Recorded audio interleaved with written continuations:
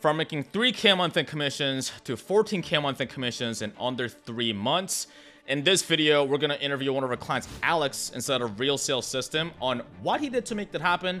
And it's not the usual how to get better with objection handling, how to get better at sales. A small part of it, but there's other things we did as well. Now, before we get into it, after we started watching this video, go to the first link in the description box below. And there you'll find one of the most popular videos on this channel where I break down how I went from making 2K a month in commissions to 36K a month in commissions on the 1 year without being that great at sales. Okay, let's dive in. All right, Alex, welcome in. Alex is one of our clients inside of Real Sales System. He looks like a European mafia, but I promise he has a good heart. But Alex, welcome in. How you doing? Yeah, I'm fine. Just starting the new month, enjoying the last month commissions, and yeah, I'm ready for this to talk more about. There we go for sure. So we'll go over, okay, where were you at before in terms of what are you doing in terms of commissions, what are some of the problems you're facing, and after what you started working on, what were the results you got in terms of the commissions, how do things change, so on and so forth, right? So the first thing people want to know, obviously, what were you making before in terms of commissions, and what were you doing after? I started selling in January, while selling bees up in the trading space. So, in my opinion, a very hard space to sell on. And my problem was I was too technical. Like I Mm, know this domain a lot, but when it comes to selling that, I didn't know how to do that. And also, my biggest problems was the emotions. When I got some A types, for example, I didn't know what to do. I went too technical and I didn't have that status with the client. Also, I felt like I'm in a boxing match every single time. what do you mean by that? Like, for example, in the objection handling or in the in the whole discovery, I just wanted, for example, to uh, be every time right, and to I didn't listen a lot to on for them, uh, and I thought that I need to be right every time. But the goal here is, after I started working with you and joined this community, is I need to be in the on the same table with them, find a solution together, not putting my own solution in their mouth. 100%. Yeah, you can be right or you can make the sale, right? As long as you're telling the truth, obviously. Okay, so we can loop back to the problems as well. So when you're going through that, you're like, if feeling like an objection handling boxing match, what did the commissions look like on a month basis? Yeah, so about the cash collected, I was collecting roughly 40K, 50K a month, some months 30K. Yeah, I didn't, if I was making 50K a month, it was my all-time high, and now it's something that I'm making in my first week or the first 2 weeks. I see. Okay. Are you able to disclose the commissions or just the cash collected? So the commissions were between 3 and 4K. We are selling in euros, so it was 3 to 4K euros. My biggest month was like 5 or 6, but it was just 1 month. So yeah, Because I remember you posting in the group when you first got on. I still have the comment. You said, my goal is to start collecting 50K in cash collected. That was, I think, August, sometime like end of August, maybe September. So that's where you were at. And then this December now, December 4th, but last month in November, what did that look like? so last month in November I collected 160K. So it was my biggest month so far, my first 100K month, and I never thought about that. And what did the commissions look like? Yeah, it was over 10K. So yeah, first 5 figures commissions, and it was huge. We'll let people do the math on that, but your goal was to collect 50K. You got to 160K. That's pretty good progress. After how long did it take you? I think we start working together in September. So after a couple of weeks. Okay, so let's go back because it didn't always look like that, right? As they all say.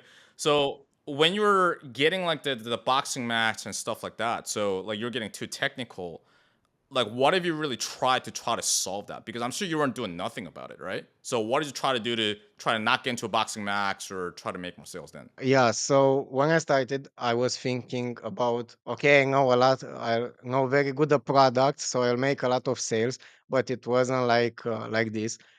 Because, for example, like Hormozy is saying, People wants the actually results, the actually holiday, not the plane ticket and all the stuff you need to go through. And this is what I was doing wrong. I was telling people how to do that, but not which results and benefits they got. So basically, I didn't know how to sell. Exactly right. And so, because I've been there too, when at the end of the day, you're trying to convince them like they're not budging, right? Because you can try to like, hey, you got to do this, you got to do that, but they're not moving anything. At the end of the call, right, or like at the end of the day, how are you feeling? Yeah, sometimes, for example, when I won the fight, so the sale, I wasn't feeling good. Like, okay, I got the commission on that, but I wasn't feeling good because I I felt like I put my own solution in their month, and I didn't. I was focused more about the commission, that commission breath, than actually helping people. So yeah, and I wasn't feel that good. Yeah, that makes sense. Okay, and then you somehow, how does it come across your sales system, by the way? From YouTube, yeah, when I discovered that, I was in a mentorship before, like for 1 or 2 weeks, and after that, I discovered this whole thing with NAPQ, with this system, and so on. And this is what how I got there. And I remember in August, I discovered your Dynasty channel, and I was listening to that until midnight. Like I said, every single day I was uh, really hyped about the selling itself, not only about the product. Okay, great. So you're watching the basic free content, right? And then you came across the community, but weren't you a bit skeptical because there's a lot of sales coaches, sales trainers out there, right? So did you have any skepticism or any hesitancy? Yeah, I really had, because a lot of people can say, okay, I can teach you how to sell, but this is a sell per se. So yeah, it's very hard to believe in this domain who can actually help you. So how did you get over the skepticism, right? So why not just try to figure this out on your own? Why not just like try to bang the dials? Like what made you want to get over it? Yeah, so about that, how I got over the skepticism, I was watching a lot of free stuff on your channel, on your reels, and I was trying these things, and it worked. And the best thing about it is I started to feel better when I'm talking with the people. After that, I saw the group. I told him, okay, let's go into that. After that, I saw the mentorship, the one-on-one coaching. I said, okay, let's go into that again. And yeah, I wanted to invest it a lot. Okay, that makes sense. Okay, so after you got into first, you started getting into community with some one-on-one, some small group trainings. So, what was the first thing that you started implementing that started having more of a positive impact on your sales? Yeah, so about that, I think it was the attitude. I was going into that Zoom calls. Like I said before that, I was doing kind of freestyle with them, like a little debate. But after that, I started to have structure. I started to think first before just talking and talking and talking, and this is what helped me the most. I think to have a structure. Okay, cool. So, one of the things that we started implementing is a decision tree, right? So before, because you're going like technical, kind of all over the place, and also one thing I remember as well, you weren't really going that deep into the pain, right? You're kind of staying surface layer there. So after you started using like the decision tree, for example, and some of the trainings on the pain, what kind of differences have you seen in the prospects' reactions? Yeah, so the people were more open for me, and I was really a stranger for them. But I just put the right questions, and basically they start to opening. This is the best thing I can say about that and what I observed. Okay, could you give us like maybe one or two examples of some of the questions you started implementing that having people more open up? In the first part of the decision tree, when I'm asking uh, people with, for example, with a good life, uh, they are telling me that they are doing good, and the question was my favorite question. Okay, I see that it's everything good, but is there anything that you would change about that, either the financial freedom or the time freedom? And they are like, okay, maybe I can change that, but why though? So this is why though. uh, with a curious tone, this combination it's so good for opening people. Why do you think that works well? I think because people wants to be listened a lot, and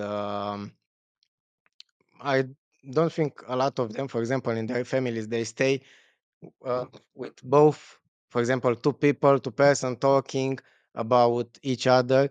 This doesn't happen in society so well.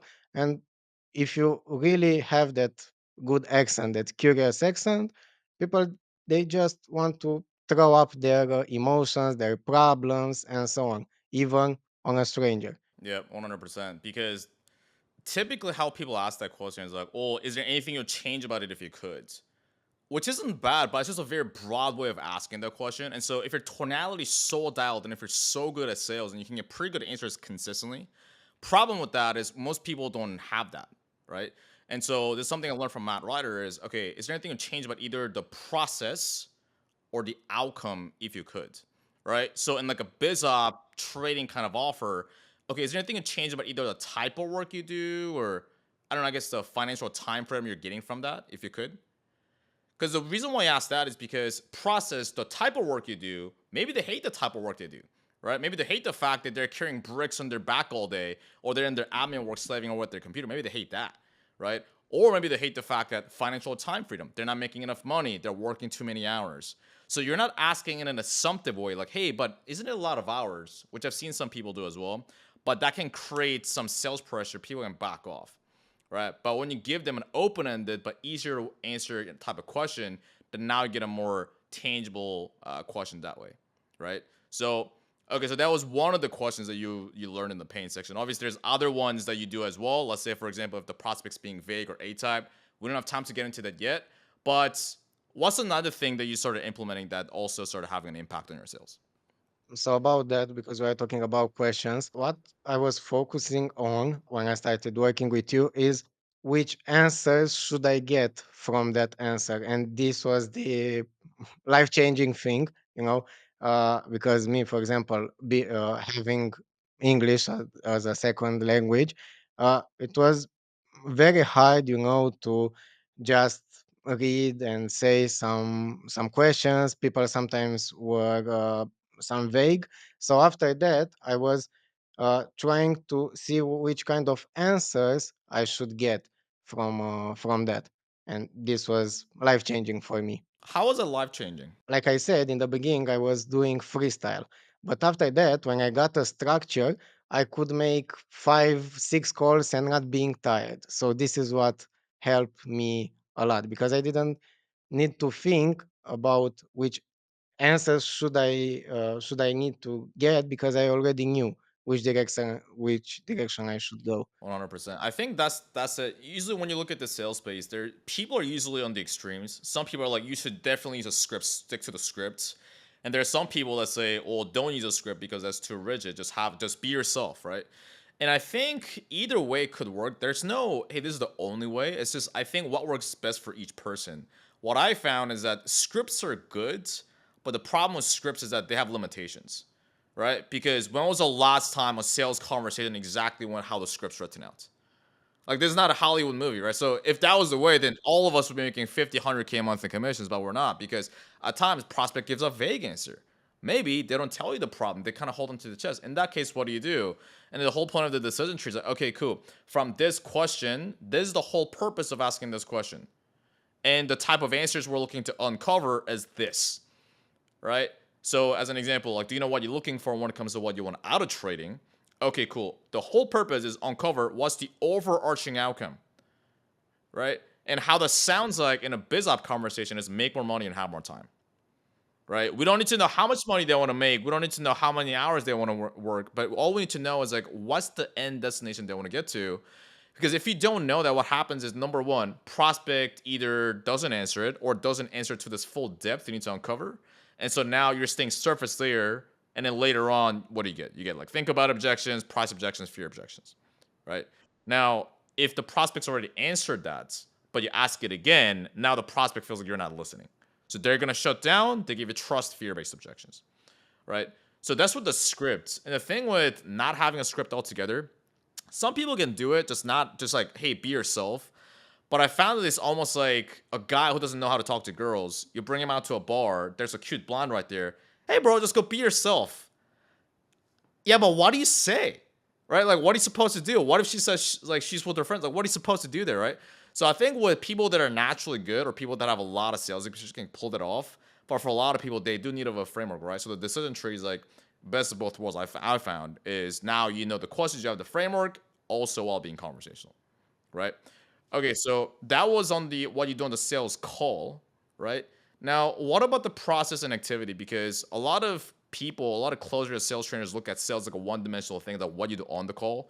But a lot of times what happens is what you do off the call, right? So what were some of the things you started implementing the process and activity side of things that started making some changes in your sales? Yeah, so about that, about the activity, the biggest thing I started to do is doing more upsells, and before that it wasn't possible, because I wasn't building a real relationship with that client. So after that, the upsells were very easy. The way I've presented the upsells uh, was pretty easy, pretty clear, and yeah, it worked a lot. Like for example, in November, I had a lot of my sales from upsells, for example, because I built that relationship with clients before. 100%. Out of the 160K cash collected, how much would you say is not from like the one call close, but from like upsells, follow ups, and outbound? I think 60 or 70%. So on the vice versa, if you hadn't done that, then you would have lost out on like what is it like at like 100K cash collected. Yeah, exactly. Yeah. Okay, cool. So you said okay, building relationships that helped. So that makes sense. But what are some like specific examples that you started doing in terms of upsells, for example, upsells or follow ups or whatever it may be that really helps you? Yeah, so first of all, I started being more organized and actually going into pipeline. For example, before that, for example, when I got a no show, I was just going and play some FIFA, for example, or see some things on the internet, learn about the sales. But after that, now when I got a no show, I go to the pipeline. I see in order what to do, get the people, for example, that are on next week now, doing upsells and so on, having more activity. By the way, I kind of laugh, but this is a common thing in our space, by the way. So whenever a closer gets a no show or they don't have a call book, they have an empty space. Because I've asked people, hey, what do you do during that time? So what most people do is they go take a walk, or like I said, maybe play FIFA, maybe watch some YouTube videos, or doing random role plays. Like, what's the issue with that? It doesn't produce money, revenue in the end. Yeah, 100%. Because it seems like you're doing something like doing random role plays or watching videos, but you can do that outside of your selling hours, right? Because as a commission only sales rep, what is the only way we make more money? Is by closing deals, right? So that's very important because a lot of closers think they're working like 60, 100 hours a week, but in reality, if I look at their calendar, break down their data, let's say they have 15 sales calls show up each week, they're working 15 hours a week, right? So there's a part-time gig. So during the upsell, usually what's your approach? Let's say you go in your CRM or you pick up the phone. We don't want to give people all the sauce, right? But what's some things that you found that some questions you can ask or some things you say that found that you work well? Yeah, so the first of all, I'm asking them how's going so far, which results they got, so I can bring up the emotions. And basically, it's very easy for me. The question is, okay, but what's the next step, and what do you need to get there? And basically, what they need is my solution, and this is why I'm making these upsells very easily. Yeah, 100%. Because what Alex is saying there is okay, when you call up a client, you're going from a client check-in angle, right? Not to go there like kill. Because I found that with like follow-ups or upsells, like one call closes are more like one night stands, but follow-ups and upsells are more like being in a relationship. Because follow-ups, for example, maybe they need to get the money together. They want to do it, but you got to help them with it. Or they may have some concerns, which for whatever reason you can help them overcome that on the first sales call. So you become you're not buying into their limitations, but you're being that helpful professional guy, right? Same thing with the upsell as you're going in, what's going on, what's the progress looking like, what's the next step we're gonna get to, because there's always a next step, right? and then from there you can start to find a gap. Exactly, and this is with the upsells, and also with the follow-ups, because I remember about being that helpful guy. Before that, when for example I got a call and the person didn't have the funds in that day, but for example 1 week or 2 weeks later, so basically money or logistics objection, I was like, okay, let's meet the next week. And when I'm approaching them again, I was like, okay, did you get the funds? Did you get the funds? And it wasn't so great. Now what I'm doing, yeah, because I was feeling like, and they were feeling like I just want the sale, the money, and not actually helping them. Now what I'm doing, for example, I'm sending them some extra materials. I send them some homeworks to do, and this way I have this opening approach to send them after. Yeah, 100%. Because there's more effective ways of doing follow-ups or these activity and not so effective way of doing it, right? So if you're just going in like, did you get the money? Did you get the money? It's like they're gonna start to back off because they know you're just trying to sell and make money, right? Like they're not dumb. They're still people. Like they have a brain, right? So now you're going a more strategic, more helpful, collaborative frame. And also another thing you mentioned too is using material, right? So we call it indoctrination material, which is so their sales skill set and their sales process, right? The sales skill set is what you do on the call, like okay, your tonality, the questions you ask, objection handling, pre-handling, all that kind of stuff, which we may be aware of, and their sales process, which is what you do before and in between each call, right? Such as sending them content from the business, like long form content, webinar, recording, whatever it may be. Those really help get people almost brainwashed into your guys' business and your influencer's thought process, which helps the sale. Because this is what most sales trainers and most sales people just don't understand is that sales process and marketing beats sales skill set. And most people just hate to just admit that because they're trying to like, get better with objection. But those things take time, right? Getting better with like bring more urgency, objection, like tonality, it takes time that people just don't understand. And so leveraging that makes your life easier, right? So obviously you want to do both, increase your sales skill set and use a sales process, but the problem is people only doing like one, right? Okay, cool. That's it. I mean, there's a lot more things that we did, right? Such as like how you're implementing and training things like that. We don't have time to go through all that right now, but you know, you started collecting like 160K, so on and so forth, and then I guess like how did your life change, if anything? Like, did your life? I mean, you live in Romania, like you're living pretty decent, right? So it's like that's not so bad money over there. But did your life change at all ever since you started making more commissions, or how did things change? Yeah, for sure. So first of all, we had a challenge basically from May until December for a brand new car, and I was the first one, and I'm still the first one who got the car. And in 2 months before the content was over, the challenge was over. So yeah, also about that in September I was, or October I was again the first one. I got a new iPhone and so on. So my life is starting changing that. And yeah, it also helped me a lot. um, the thing you said about the live design, uh, and now I'm more focused. I know what I want. I know which apartment I want to live, which car I want to have, and after that I just reverse engineering into the commissions, and I go into that. Yeah, 100%. And by the way, I mean, so Alex doesn't sell on a small team. Like, we can't go into too much details here, but he's first out of a not too big of a sales team, but pretty decent sized sales team. And the thing about the lifestyle design is very important because I think not many people are talking about it in the sales space. Like, okay, like close deals, deals, deals, deals. One thing people don't understand is, yeah, but we're not AI. We're not machines. We're human beings, which means that it's all means to an end, right? Like we want a life also. Like, don't get me wrong, there's periods where you go balls to the walls and really focus and really get the job done. I've been to different periods. You see tremendous growth during the period. But also, like, you want to have a life, right? So what's the lifestyle design exercise, by the way, for people that are not aware? Yeah. So basically, you need to have that vision to see exactly which car you want. For example, when you want to travel, if you want to travel first class, and so on. And after that, you start actually searching these things on the internet, because it's a very big difference between wanting a car and wanted that specific car.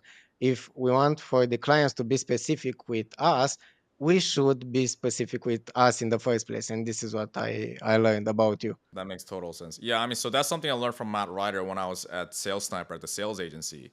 Is, you guys say you want to make 10, 20K a month, but why? Right? We're asking prospects these questions every day on our call, but have we asked that question? Have we mapped it out? Right? So, because at times you may need to make more than 10K a month, whatever your goal is, or maybe you don't have to. Right? So the question for everyone watching is, have you actually looked up how much your ideal lifestyle costs? So what kind of car do you want? Do you want a Rolls Royce? Do you want a Tesla? How much does it cost? Look it up on Google. What kind of apartment do you want? What city? Right? So is it like London, Miami, Sydney, Dubai? And look up that apartment in the property website. How much does it cost to rent or buy? Right? There's some things I didn't do. I thought I knew I wanted, but once I looked it up, I was like, okay, cool. Like the apartment that I wanted is gonna cost me 6K USD a month. And in Dubai, you have to pay pretty much like in like paid in full or to pay, right? So I'm like, okay, so I need like this much money. How often do you want to travel? Do you want to travel, right? 3 times a year. Where do you want to travel to? First class, business class, economy. You map it, you look all that up and you find out, right? And then that's before tax. So you gotta consider tax too, right? So that's a really good exercise. Internally, do you feel any different, or what would you say? Yeah, I feel more relaxed. I feel like I'm m- more chill with the people. Before that, I was like a fighter. Now I'm just a chill guy who wants to help people. And yeah, I feel really, really good about that. I'm staying at the same table with the client, with the prospect, and we are focusing on the problem and how to resolve that problem together. And this helped me a lot. I found that it also gives you conviction, not only in your sales calls, but in your day-to-day life too. That's just me, because you walk around because you know you're moving in the right direction. So like as you're walking in your social life and dating life, I find that helps too. But I mean, what do you feel would have happened if you didn't get into real sales system? Like you kept doing the same things since like 3 months ago. What do you feel would have happened? I think in the end, I would get to that burnout. You know, I think this is maybe I was progressing a little, but in the end, I would get that burnout. It's all right. We got time. Time is infinite, right? Time's a infinite resource. That makes sense. Okay, cool. So, I mean, Alex, that was some gems. What would you, any last words for people that are watching before we wrap up here? What I learned from you, it's being about that problem solver every time. We are that problem solvers for clients, and we can be also our problem solvers for our commissions, live, and so on. If you do that, you, just the sky is the limit. I'm not a mindset guy, but here, this thing, if can be that problem solver in your own life, it can help you a lot. Yeah, 100%. And I just want to give Alex credit too, because I'm not going to take all the credit. Like, Alex, you're one of the best people when it comes to speed of implementation, right? So I talk about the concept a lot. So people that actually succeed in any field I found is the time between an idea and an action is very short, right? So hey, and by the way, the way you asked me questions were very specific too, because I found some people ask there's some people that say like there's no such thing as a bad question, but I do believe there are bad questions, right? Hey Brian, how do I get better at think about objections? Well, bro, there's material in the classroom. Hey Brian, how do I get better reframes? Well, that's very broad, right? But your question is like, hey Brian, this is the situation. Here's my specific problem. Here's my specific question. That makes the your mentor or whoever helping you a lot easier for them to help you, right? So I'm like, yeah, in that case, and I can tell that you thought about your questions. That's the biggest thing, right? So I'm like, okay, cool. In that case, do this. Here's some examples. And then you go do it. And then later that day you come back and say, hey, Brian, I tried this and I closed a deal. Or you say, hey, Brian, I tried this and it quite didn't work out. And then we problem solve after that, right? So like the feedback loop is a lot shorter because you didn't like, oh, maybe I'll do it. Maybe I don't. But you actually go did it. So much props to you, man. Well done. If you enjoyed that client interview with Alex, you may also enjoy this video. It's one of the most popular videos on this channel where I break down how I went from 2K a month in commissions to 36K a month in commissions on one of the best sales teams in the industry. And I didn't do it just by being great at sales. There are other things I did. It's very boring, very unsexy, but some things I did. Okay, I'll see you there.